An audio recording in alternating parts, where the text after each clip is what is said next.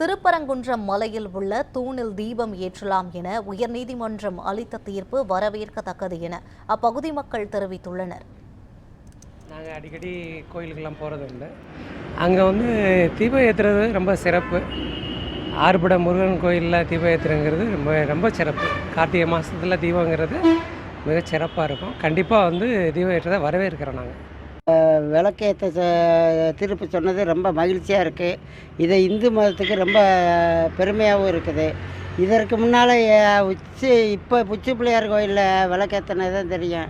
அதுக்கு முன்னாடி எப்படி என்னங்கிறது எங்களுக்கு தெரியாது. இதெல்லாம் இப்போ அதற்கு நீதிபதி உத்தரவு கொடுத்தது ரொம்ப மகிழ்ச்சியாக இருக்குது.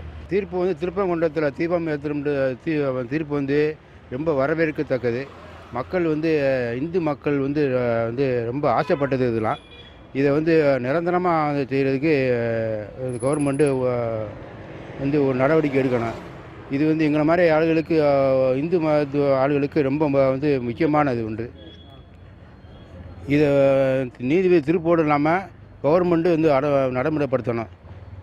இது எங்களுடைய கோரிக்கை. இது எப்படி பார்க்குறீங்க? ரொம்ப சந்தோஷமாக இருக்குது. இந்த தீர்ப்பு எத்தனையோ காலத்துக்கு முன்னாடி அது கட்டியிருக்காங்க, தூண் கட்டியிருக்காங்க. அதில் இப்போ விளக்கு ஏற்றுறது ரொம்ப சந்தோஷமாக இருக்குது. எத்தனையோ முன்னோர்கள் அதை செஞ்சுருப்பாங்க. அது யாருக்கும் தெரியல, எங்களுக்கு மாதிரி ஆளுக்கு தெரியல. ஆனால் இப்போ இந்த தீர்ப்பு சொன்னது ரொம்ப மகிழ்ச்சியாக இருக்குது, வரவேற்கத்தக்கது. இது எல்லோரும் ரொம்ப சந்தோஷப்படுறோம் நாங்கள் எங்களை மாதிரி ஆளுகள்லாம். திருப்பரங்குன்றம் மலையத்தில் தீபம் ஏற்ற சொல்லி கொடுத்துருக்கீங்க. அதனால் ரொம்ப மகிழ்ச்சி. நல்லா நாளமெல்லாம் நாங்கள் எல்லோரும் வீட்டிலேருந்து அது நினச்சி கும்பிட்டு நாங்கள் தீபம் ஏற்றுறோம். இந்த வட்டம் கார்த்திகைக்கு கூட போய் சாமி தான் கும்பிட்டு வந்தோம். வருஷம் ஆடி கார்த்திகைக்கு போயிடுவோம், போய் பார்த்துட்டு வந்துடுவோம். முடிஞ்ச ஒரு நாள் தெய்வம் திருவண்ணாமலையும் போவோம், திருவண்ணாமலையும் சுற்றிட்டு வருவோம். நல்லா மகிழ்ச்சியாக பார்க்குறோம். பரிபூர்ணமாக இருக்குது, மிக்க மகிழ்ச்சி. திருப்பரங்குன்றம் முதல் படை வீடாக இருக்குது. அந்த முதல் படை வீட்டில் தீபம் ஏற்றுறதில் நீதியரசர் கொடுத்த தீர்ப்பை சரிப்படுத்தணும், வருங்காலத்துலையாவது அதை செய்யணுங்கிறத எங்களோட பக்தர்களோட விருப்பமாக சொல்லிக்கிறேன். ஒரு முதல் படை வீட்டில் மலை மேலே தீபம் ஏற்றுறது மிகச்சிறந்த சிறப்பான விஷயம்.